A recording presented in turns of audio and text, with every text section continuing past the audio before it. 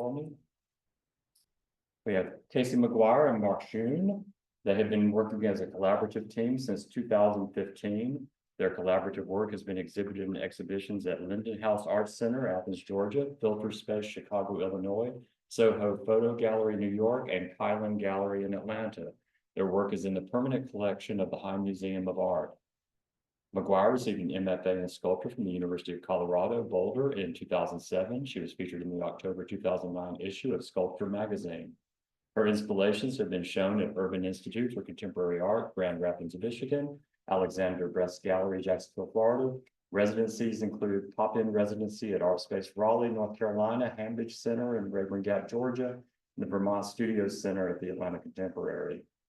Schoon earned an MFA in photography from Ohio University in 2009. His photographs are included in the permanent collection of the Museum of Fine Arts, Houston, the Museum of Photographic Arts in San Diego, California, University of North Carolina, Grand Forks, North Dakota, and the University of Alabama, Tuscaloosa.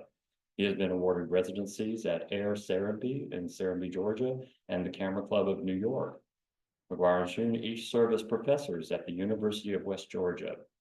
And with that, I'm going to turn the afternoon over to them. Thank you. Thank you, David. Thank you, David. So today, well, I'm Mark, just to start things off. And I'm Casey. Thank you all for coming because it's a rainy day out there. Yeah. So we wanted to talk to you today about the work that's in the gallery here, but also take the opportunity to kind of expand a little bit upon what might be first evident looking at the work and go into a little bit of the history of the work. Like David said, we've been working together for nearly a decade now. It's crazy. On this project. And in addition to talking about the history of the project and the history related to the project, talk a little bit about process, because we always seem to get a lot of questions about that as well. So as David said, the project is called the Great Moon Hoax. The longer or parenthetical title is Science and the Recreation of the Artificial. And to bring it back about 10 years ago, it started with this image, which was... And I would say it didn't start as a collaboration either, just to put that out there as well. Yeah. Sorry. Yeah, it started just as really as a conversation. Yeah. Around this image. I'd seen this image and was really curious about it and had some kind of vague interests in astrophotography, lunar photography, that kind of thing. And so I found this picture, and it's made by Sir John Herschel, who was an important figure in the early history of photography and somebody that I teach to my students and talk about, and just found this image to be really curious because it said it was a photograph of this crater on the moon. But then looking at the date, 1842, I was really curious about how in which one would go to make a photograph that detailed of the moon in 1842. So looked into it a little bit and then discovered that it was a model that he had made and then photographed. And I thought about, well, that sounds kind of fun to make a model of a crater on the moon, but I'm not really good at that. And so who do I know that might be good at that? And so that's when I came and talked to Casey. And we're just going to kind of jump back and forth today in throwing tidbits in. But some of you may know this picture of John Herschel made by Julie Margaret Cameron, and a little bit about the history of Herschel. He was a world famous astronomer at the time, and he's the son of a world famous astronomer. And but he also was kind of like a lot of scientists of the day in that he was a polymath and kind of had his fingers in all kinds of things and was really sophisticated as a chemist, as an astronomer, as an inventor, as an engineer, and so did a lot of things. This is where we started. So Mark approached me and said, this is, the crater, and I would like to recreate it. And I set off to make this as a sculptural, solid piece, something that you could pick up and move. And it's made completely out of plaster and some stones. and really tried my hardest at actually like looking at the picture and looking back, and knew that I would have some failures, but didn't realize how big of a failure it would be. And at that point, it fell flat, and we started talking about how it was pretty terrible as an image. And it's not often that we show this actually to people when we're giving a talk, and we were prepping for today. I said we should just throw that in there, since we're really looking at the history of this conversation and also the history of photography. And it was at this moment that we really started to investigate a little bit more of this history with Sir John Herschel, and thinking about photo and science and how they went together. So this is where our conversation launched, is then I got a little bit more engaged with how do I do this? How do I make this look like the crater? Because as you can all see, this does not look very convincing. Sort of another attempt that happened a little later on in our collaboration. On the right, this is our image that we created. On the left is the original one. And so we were able to find NASA's open source, which we'll talk a little bit more later on in this conversation, but we found open source imagery that we could 3D print. And so this is an actual 3D print of the crater. And as you can see, it still doesn't really look quite very right. So now we have the model and the real thing. And really we were finding this moment where in order to have something look believable, you really can't replicate the original. Right. So that moment of believability is sort of suspended in between illusion and tangibility, right? When you know what something looks like, it's hard to make it again. Okay. Yeah, and so that conversation of the relation between image and science and data and understanding came to the forefront of the conversation, and it got really interesting because it's extremely complicated. And so that kind of launches back into the history a little bit more. This is a painting of William Herschel, who was Sir John Herschel's father, who was, like I said, a world-famous astronomer in his own right. He's the one who discovered Uranus, the planet Uranus, in the 1700s, 1782, I think, something like that. And then, we tie it to these images from the 1980s from the Voyager space program, which was this remarkable program and gave us these photographs for the first time of all these distant planets and parts of our solar system. But then just thinking about, as an image, like, what is this? It's just a sphere. It looks a lot like the exact image that Herschel had seen in the 1700s, right? Because Uranus doesn't look very different. Doesn't have any markers or atmosphere or mountains. And so sometimes even when you have the quote unquote data or the visual data, it doesn't really provide a whole lot without context. And so we got really interested in that. And in fact, later on, we went and made our own, which was this, but it was just a inflatable ball. It's just a 99-cent ball from the store. But in terms of image, it reads nearly identical.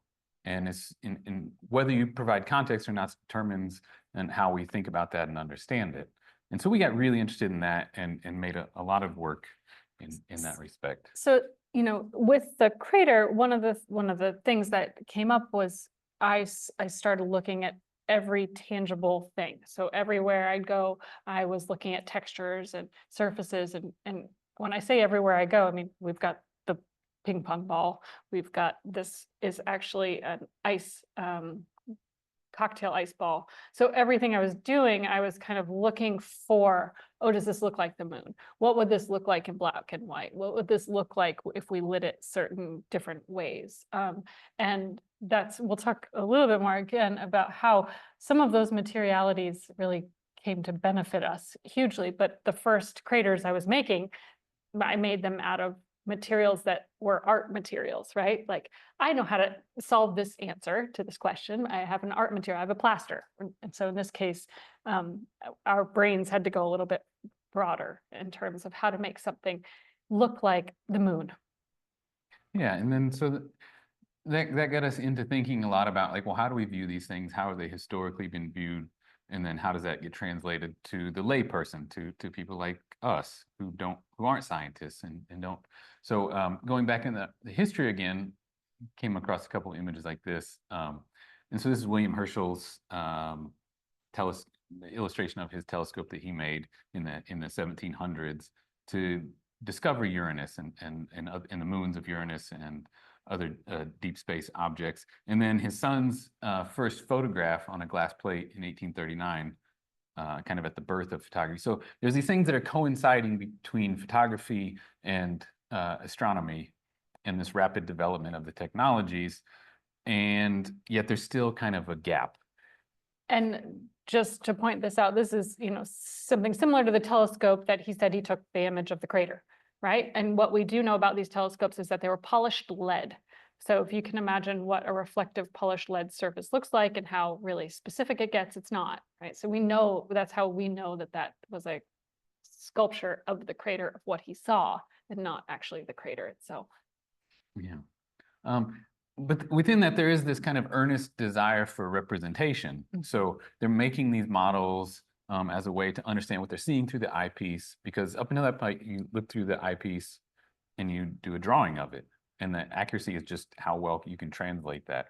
So to put it into a three-dimensional model then gives another way of examining that, exploring it, and then photography, another way of sharing that or representing it. So we did some kind of deeper dives through, a broad history of photographing the moon, of photographing space, and you'll see that the technology jumps really quickly. So we do have this photograph of the moon on the left, this daguerreotype from 1840, which, if you don't know it's a moon, it's not, it's just kind of an interesting plate. It's a bunch of, circles and splotches, but it is the first photograph of the moon. And then we have the detailed version, which is a photograph of a replica of the moon. But then by 1851, we start to get pretty nice detailed plates of the moon. This is from like the Harvard Observatory and institutions that have a lot of technological capability at that time. And then by 1910, look how detailed it is. It's remarkable. And it's still pretty early on in the history of photography. So anyway, we go through all this history, we start to think about how it relates to our work and our ideas about this. Back to Herschel, thinking about what were the printing technologies available in the 1840s. And the primary one was the salt print. So here's a couple examples by probably the most prolific and famous calotype salt print studios, Hill and Adamson in England.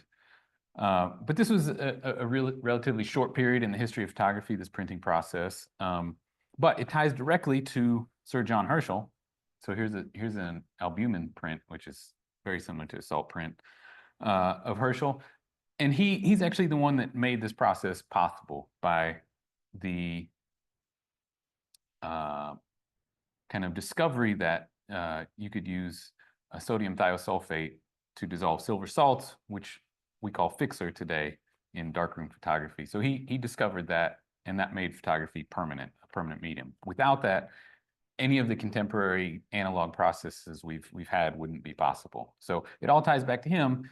And like I said, this is kind of like a side job. He's an astronomer, but he's also inventing some of the most critical elements of photography. So get a little obsessed with Herschel and his role in all of this. We went down a dark rabbit hole, for sure. Yeah, there's a lot of rabbit holes. Right, and that solved, and our first works that we did when we started looking at the problems that we had with that first crater, it was that it doesn't look like any of these antiquated, beautiful pictures of the moon, right? So our answer to this was we need to do salt prints. We need to make these images salt prints. And so that was another moment where, looking at all the history that we've been kind of delving into, we needed to not only look at it, but embrace it and bring some of those processes into our work to make the work look believable. So yeah, there's the technical part. And then while we're looking into Herschel, we come across this, which is, this is the headline for an article. It's the Great Astronomical Discoveries Lately Made by Sir John Herschel, LLD, RFS, at the Cape of Good Hope. And this was a series of articles that was published in 1835 in The Sun, which was a newspaper in New York. And what it was a series of stories that described things like this. And these were what the article claimed John Herschel saw as he looked through his telescope at the moon. So there's these fantastical stories of winged creatures, what they call bipedal beavers. So basically humans with beaver tails. And it was sensational. And it was published over a series of weeks. And so it's kind of like you get the new edition, you can find out what other crazy things are on the moon. And remember, like, this is at a time where most people didn't have access to telescopes. Most people didn't have access to seeing these things. The really interesting thing is that John Herschel didn't write any of it. He just happened to be a famous astronomer, and they attributed this to him. I pulled this out of his diary. And so at that time, he's not in England, he's not in Scotland, he's not in New York. He's in South Africa at an observatory he built. And this is his journal entry: heavy rainy day, invites these people over for dinner, and then he goes out and he does a drawing from Baron Ludwig's garden. And that was his day. So he's like oblivious, off in South Africa doing his work. Meanwhile, in New York, there's these sensational stories that everybody's, and it's like tabloids. You know, it's like people are, it was done to sell newspapers. So the editor of the paper dreamed up this idea and then attributed it to the most famous astronomer in the world, who would have no idea till like 3 months later that this even happened. And we're reading about all this when there was a huge upkick politically and socially about media and the truth in media, and who was telling the truth at the time in our contemporary news portals. So it was an interesting kind of symbiosis thing that was paralleling, and we would write each other and be like, did you see this today? So it was really stimulating to read about this history and then have that all happening at the same time. And really they were only sort of off by a year or two. So yeah. And this series of articles later comes to be known as the Great Moon Hoax. And so that's where we draw our title from. I think a lot of people make assumptions that it has to do with conspiracies surrounding the Apollo missions, but it actually predates that by a century. Yeah, century and a half. You want to talk about? Yeah, so this book, The Moon, A Planet, a World, and a Satellite by James Naismith, was also really a huge point of inspiration. And the first, I guess, 2 or 3 years when we would go into the studio, we'd just drop the book open and say, what images do we want to make today? And we would look through it to be inspired by some of the content. If you want to flip to the next one. So this is the group of lunar mountains, ideal lunar landscape. I mean, I love that it owns it right there, but it also is a Woodbury type. So they're all printmaking processes in this book. And this book is also known for being scientific. I'll put that out there. Okay, so this is not an art book. This is a book about science. Go to the next page. This is one of our favorite images because this is the hand, and it's talking about in this book about how the apple shrivels and the hand shrivels. So of course the moon must be shriveling, right? And this is where there's craters on the moon, and this is how the scientific process of understanding how we get mountains is happening, right? So now we know that there's shifts and there's tectonic plates. And at this point, they just thought it was because it was dying and shriveling like an apple or a hand. So kind of an amazing parallel there of just thinking about what science looked like at the time. But these images were really lovely. They're all Woodbury types. So they're very lovely, very well crafted. And it's a whole pretty large book about this big. Let me flip to the next one. But as you can see, there's some direct similarities to what we were working on from this book. So you can see where we were taking a lot of inspiration. And so this is one of our first salt prints. This is a 16 by 16 salt print. And so with that, we are painting the silver nitrate onto the surface. We are soaking the paper in salted gelatin, and we then discovered that our light box was not big enough for the 16 by 16 to fully flood it with light. It was big enough to take it, but so what we started to do was put these on carts and roll them into the elevator down to the first floor outside and expose them all with the sun. So all of our salt prints are actually exposed with sunlight, which was, I think, an interesting sort of dichotomy between the moon and the sun.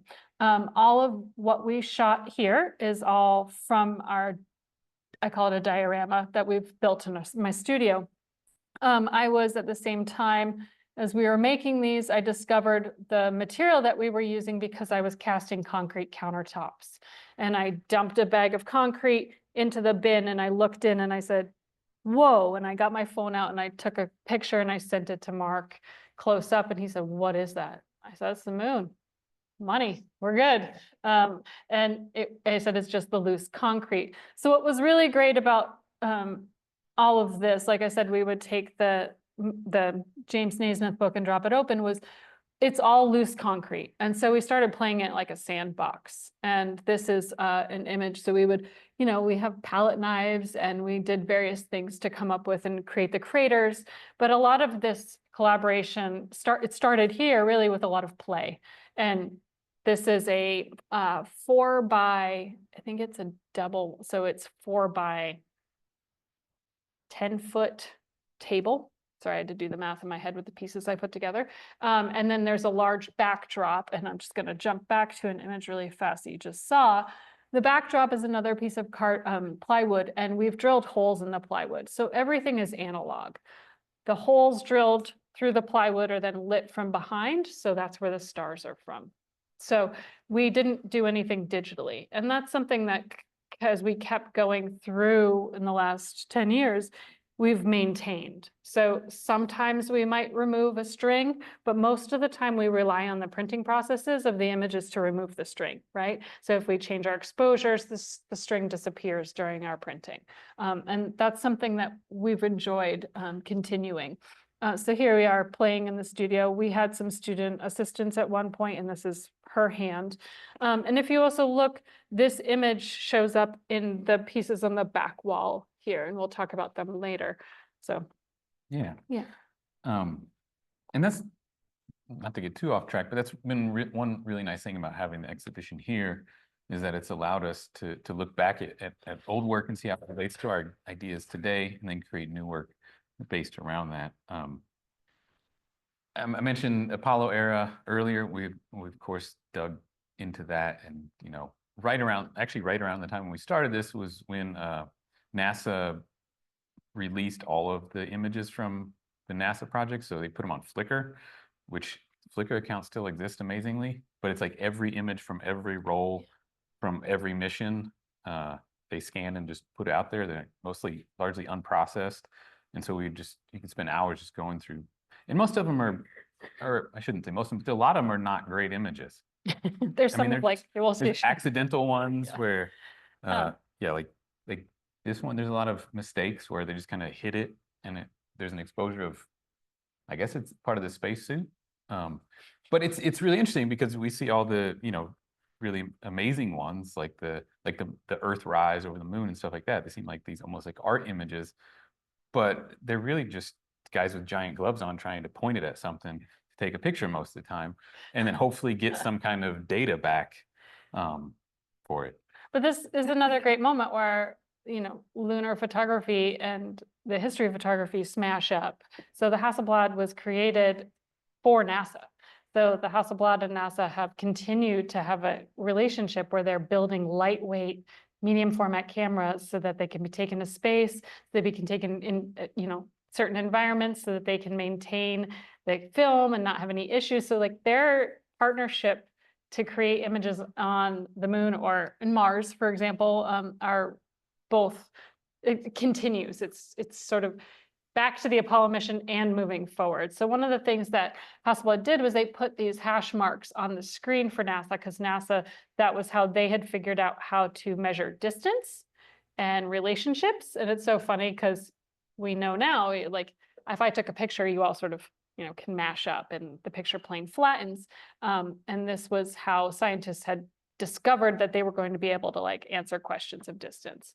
So it's so funny. So this actual Hasselblad wasn't being used to make pretty pictures, as we're all familiar with being on the moon. And I make a joke about the pretty pictures because of this picture. But instead it was designed for, and here's actually the picture of the original data camera.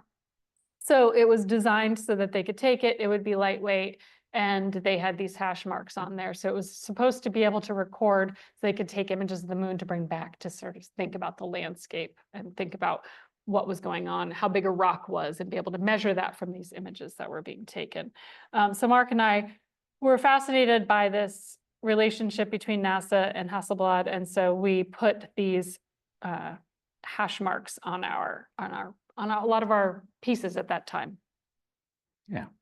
And then, you know, coming across images like this, which seem maybe a little more poetic or purposeful, from, you know, or maybe just an acknowledgement of the humanity of the astronauts themselves. Like, so Charlie Duke took a shrink wrap picture of his family and stuck it on the moon, and then took a photograph of that picture on the moon, which is, I don't think really probably has any scientific value, but he was there and one of like 13 people who've ever been there. So like, why not do it? So like looking through the pictures, you find things like this, and it's kind of amazing. And so then we kind of tongue in cheek explore that, and we took a picture of John Herschel and put it on the moon and photographed it, just, you know, kind of for fun, but also as a nod to Charlie Duke's kind of fantastic image he decided to make. It's like the first selfie, really. Yeah, and it's like it becomes really meta, you know. It's like His foot is in it, the image is in it, and a lot of this, by the way, it continued. We talked about this image for a while because of all of these little teeny pieces, like the tire track in the upper left. And one thing that we did was we tried to like put a tire through our surface of the moon, and how did that look, and why is there a tire on our moon, or why is there a footprint? And thinking about, like, he could have zoomed in, he could have changed the angle, but because he got those sort of these markers of like, I was here, right?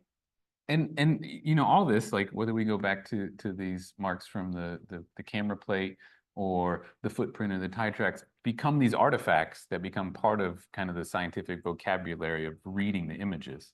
You know, we associate them with these type of images, so then when we see them, we automatically associate that image with the thing that we know, or that it's from NASA.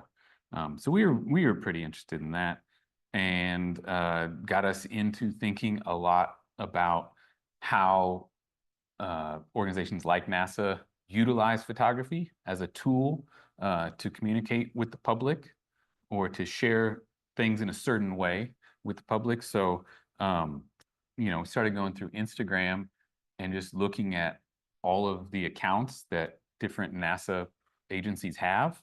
And like, this is just a small little list of them, but every place has one or multiple Instagram accounts. And it really then started, you know, we went from Naismith to then sending each other Instagram posts from all of these accounts, and sending images of like, hey, can we make this?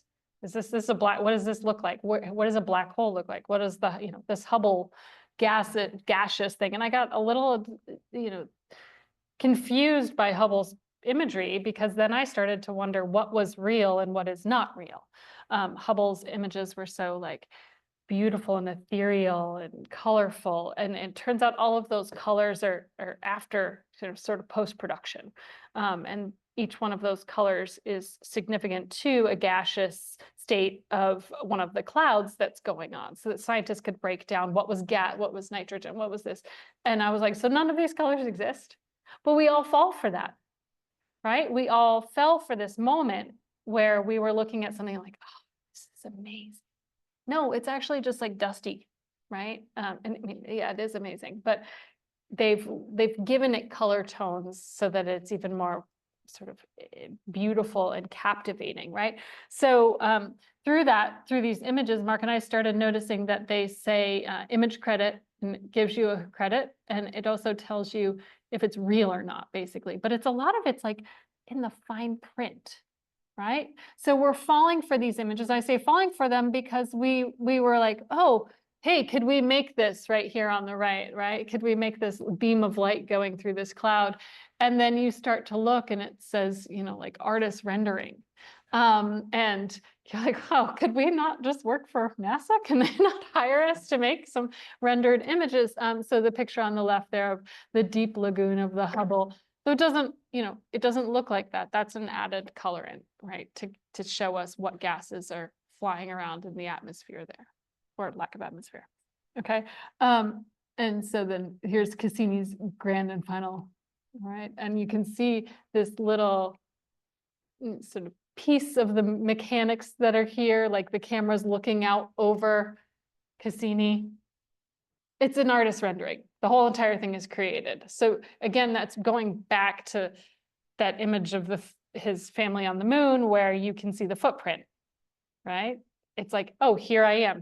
This machinery is here. It's launching from somewhere. These moments were really bizarre to us in the reality of it all. And this is where we sort of fell into the Cassini moment, and also that picture you just saw with the satellite on the moon. NASA had put out a bunch of open source 3D printing. So that's where we got that original crater that you saw that I 3D printed. And so we started printing actual models from their website that are all about this big. And also was like, wow, we're getting that from their social media posts. And this is where the Rosetta comet was flying around and coming to kill us all. This is a photo illustration. So this is taken from their social media post. So what we all saw coming to Earth and crashing down was all mostly a photo illustration that was created by NASA. So I loved this for scale, right? The Arc de Triomphe versus the Louvre.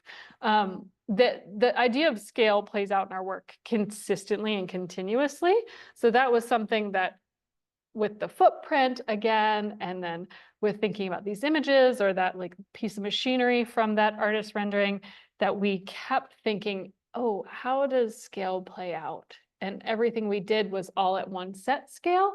And so this is a moment when we actually got to play with scale a lot. So this is another montage that was created of the comet.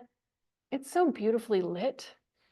Have you ever considered that? Like, oh, why are they all so beautiful? Well, it's because the sun is in one fixed spot, right? So everything is very harsh, very high contrast. The sun is here.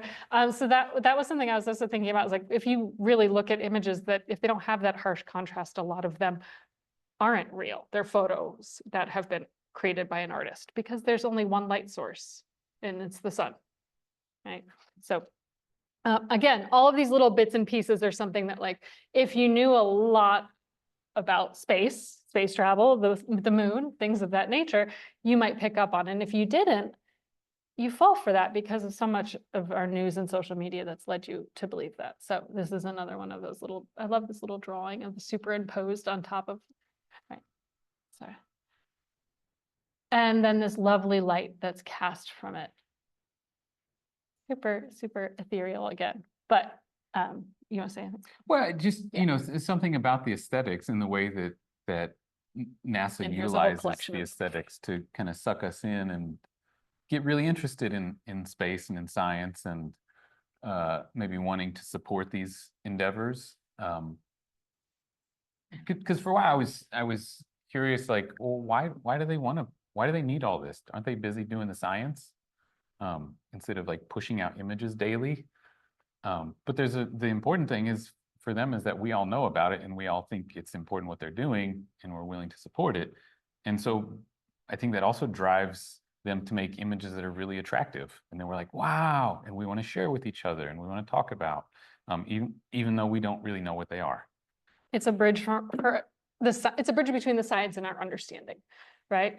So this was our creation of the Comet 67P.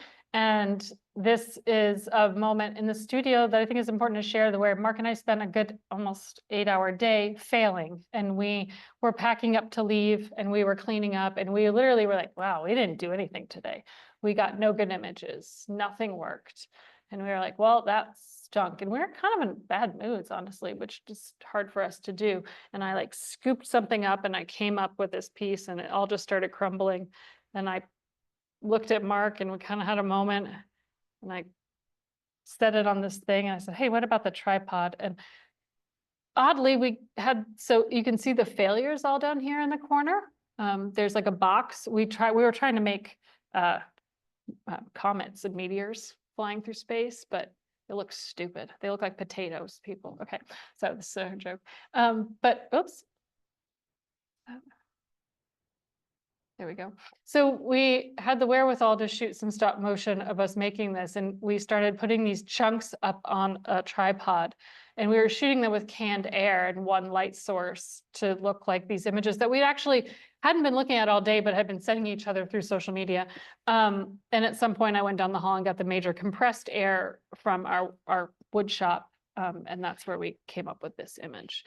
So this is just a hunk of concrete about this big that was air dried from the atmosphere, just sort of obtaining moisture as it was sitting there.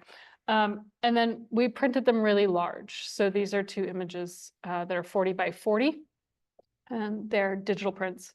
And as you can see, by blowing it up and putting it 40 by 40 and moving away from that 16 by 16 that we had been doing, it takes on such a grand scale. It looks like that grand comet that's crashing down to Earth in between the Arc de Triomphe and the Louvre. But they're really, again, it's a different size scale conversation for sure. Yeah, and there's something really beautiful about thinking about how light works and how photography works, and how those same principles that are happening,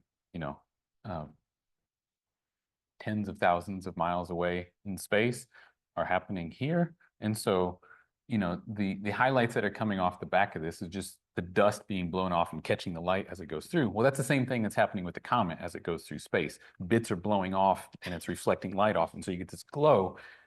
And it's like this reminder that this is all the same thing that is that, which is really easy to lose sight of because it seems so magical and distant and foreign, but it's still the same kind of mineral composites that make up the universe, that make up the Earth. And so all the physics are the same, right? So the physics of light, physics, you may have the absence of gravity and some things like that, but it's really all the same thing. And that goes to the scale too. It's like, how big that comet is, it's massive. It's like the size of this room.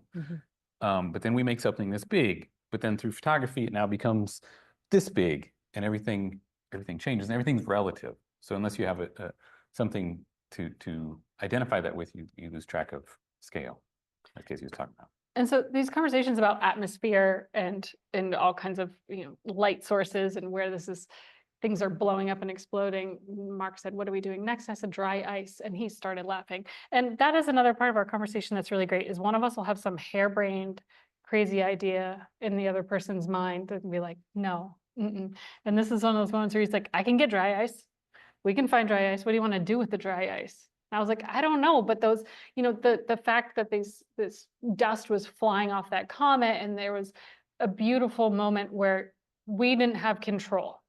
And that control was suspended in sort of making something look like the way we want it to, right? And so that goes back to making the crater look like it was supposed to. Once we let go of some of that control, things always took better shape. Things came out that we weren't planning on.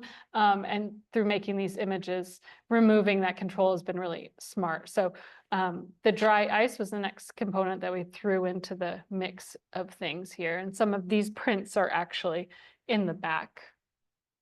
Yeah. I think for the sake of time, I'm going to go through a few of these quickly. There's the footprint.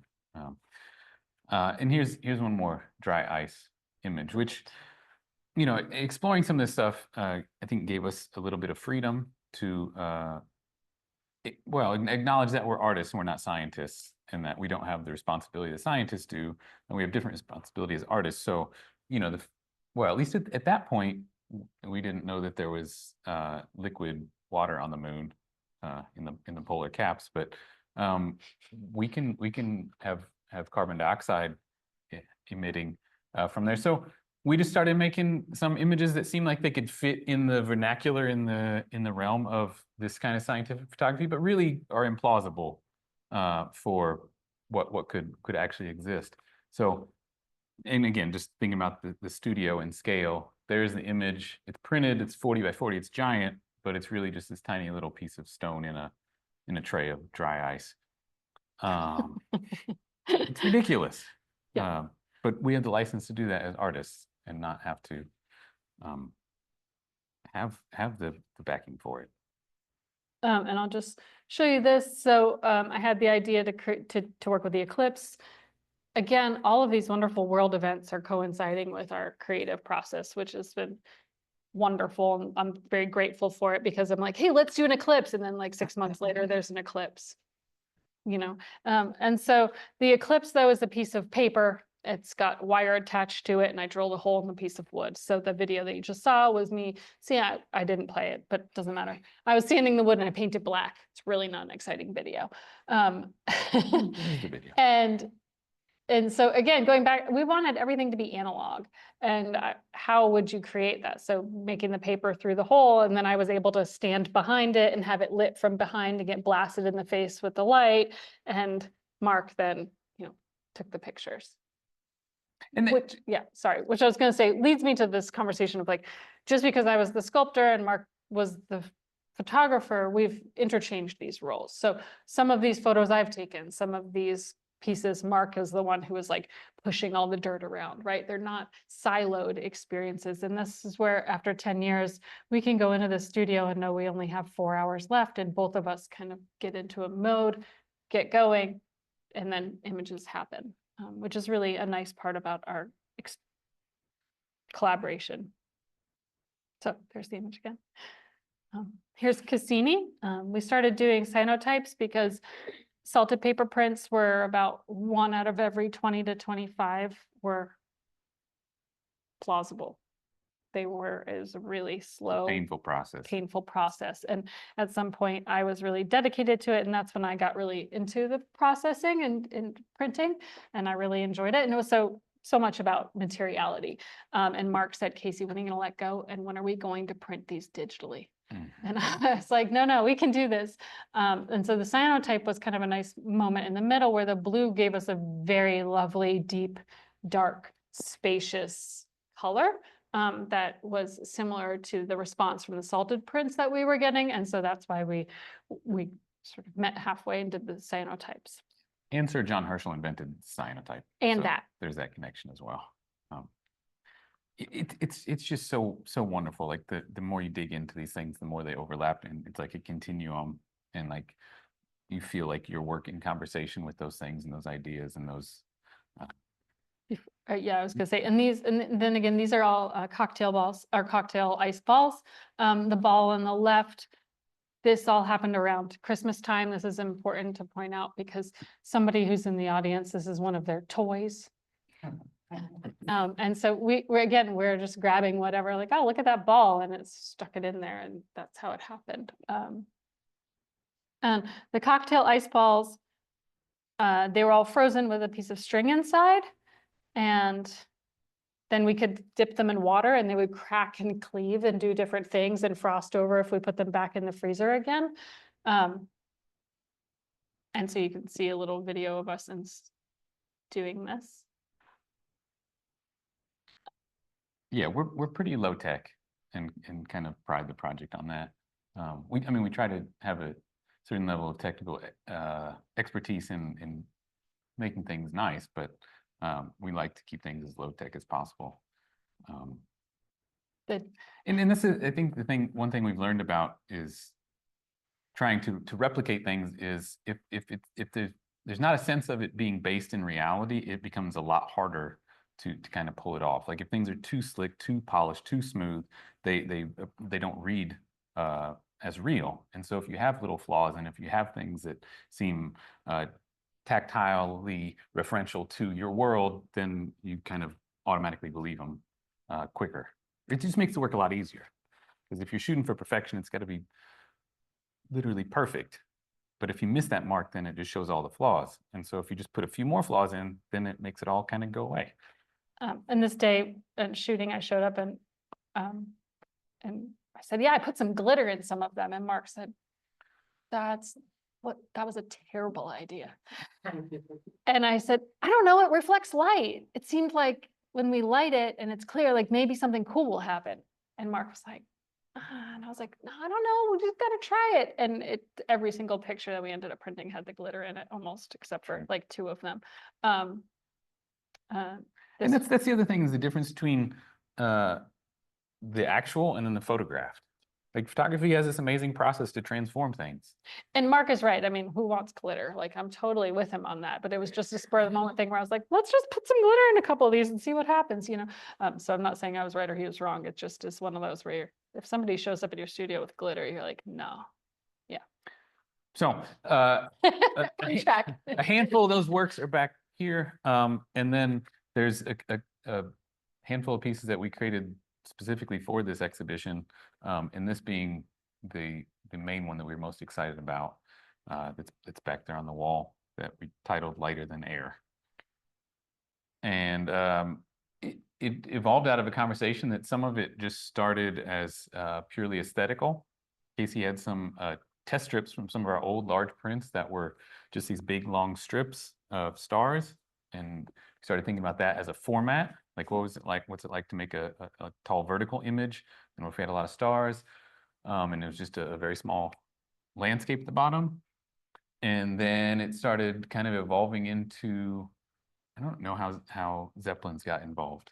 Well, but yeah, and what's the Steven Spielberg movie? oh, well, there's the That's the other Fablemans. Fablemans. The Thank movie you. came out a little while ago, and there's a scene where the character of John Ford is played by David Lynch at the end, and young Steven Spielberg comes into the office. I don't know if any of you have seen this movie, but young Steven Spielberg comes in, and John Ford has this eye patch on and big cigar, and is like yelling at him, and he tells him to go look at the pictures, like, what do you see? And he's basically concludes that, don't put the horizon in the middle because that's boring. You put it at the top or you put it at the bottom. And he uses some expletives at him and tells him that's what you got to do. And he leaves off. So thinking about that, and then horizon. And the test strip I had edited the landscape that we had, and I was like, it's just this little teeny bit of land. And Mark was like, have you seen this movie? And I was like, yeah. And then we got really excited. And he said, well, what's in this? And I said, a Zeppelin. He was like, oh yeah, I know somebody who knows a lot about Zeppelins. And so we enlisted his son to get us the history of the Zeppelin. And then, through that, but my recommendation of the Zeppelin was based on the fact that we're currently in a landscape, and NASA's in a landscape where we're talking about what is the space program, right? And some of these things are a shifting dynamic politically, and thinking about art, and thinking also about science and funding, and how some of these little teeny experiments lead to bigger things, right? So the machine gun was designed for the Zeppelin. We don't ever think about using machine guns anymore with the Zeppelin. Like, those two things are not like paralleled, right? I thought that was a really interesting little factoid.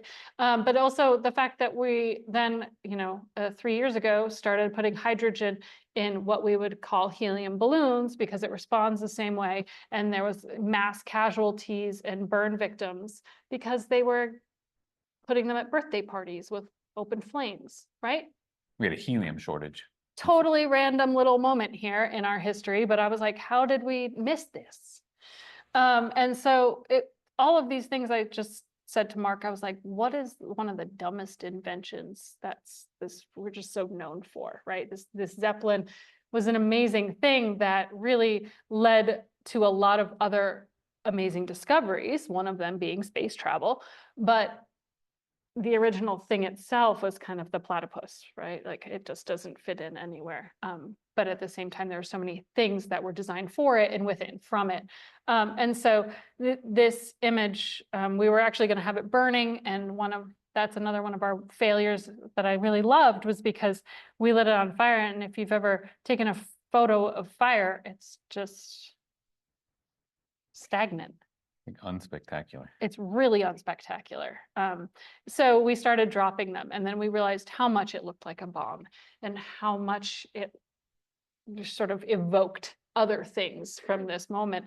And also the fact that there's very little gravity on the moon, right? So something wouldn't necessarily be dropping with this drama, but through the believability that we've set you up with, you don't even question that.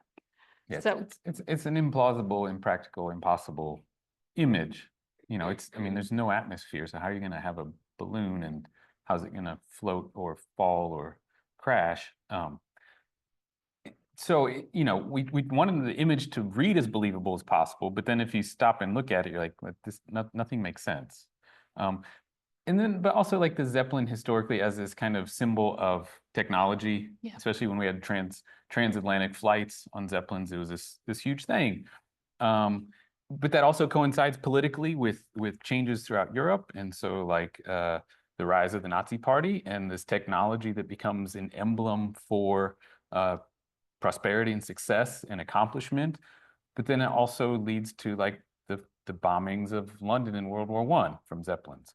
And so there's this tie between, you know, political upheaval, ideology and technology that coexists. And, you know, we see some of that coming back to bear now in relationship to things. So we kind of wanted to explore that and thought that was an interesting vehicle, literally and figuratively, for that.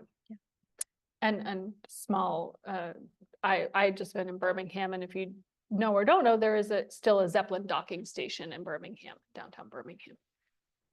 Yeah. And then lastly, this will be where we conclude, I think. Yeah. There is a installation back here that's a grid of 20 images, little images, that is largely composed of images that we never intended on exhibiting. A lot of them are either mistakes or outtakes from when we were making other images.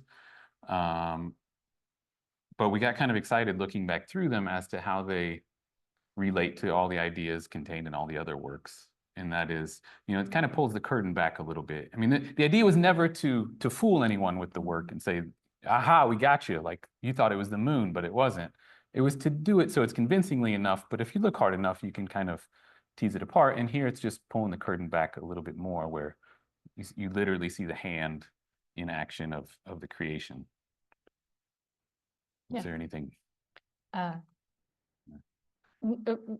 mean, the thought behind putting them in a grid was to remove them from being each their own perfect image, but at the same time, each of them having something you could, you know, look at and investigate further. So again, shifting scale, it would be about a 40 by 40, but now we've made them each 4 by 4. And so you can look at each one and have a different intimate moment with them, instead of the other prints that were overall really large and sort of a singular object floating in them. Now we have these little teeny moments, and sort of shifting that viewer experience from the other work to this work and kind of turning it on its head, because now we're taking that thing that we've made believable and we're showing you behind the curtain. So of course you want to investigate more. And we get a lot of people who ask us about our process. We get a lot of people who think we've gotten images from NASA, and so we're reprinting them. So this is, in some ways, Mark had sent me one of the images and he said, what do you think about this? And I was like, well, it's a really nice image. Are we going to show that? He was like, yeah, there's a lot of images with hands. And so then that was where this all started, in thinking about having a hand in something, putting your hand in the frame, that moment where you're sort of caught with your hand in the cookie jar, and then you're able to see the whole perspective, was interesting then to show it with other pieces that were in this show. Yeah. Great. So we can leave it there. Yeah. And I don't know if anybody has questions or wants to have a conversation about anything, but we're more than happy to engage with that. And I'll tell you another story while you're thinking of your questions, is we just recently were asked to participate in a show by a curator, and it was at a science center, and I'm not going to tell you any names. And they said no, because of the titling of Great Moon Hoax. They said they answer phone calls every day of people yelling at them that the moon is not real. Like, this is not a real thing. So they were like, we cannot even entertain this titling in this work. So it's so funny how, like, if you don't read the subtext, so we've had some interesting things with the way that we've presented our work in that nature. So I think this also sort of breaks that down. Maybe it's even in response to that.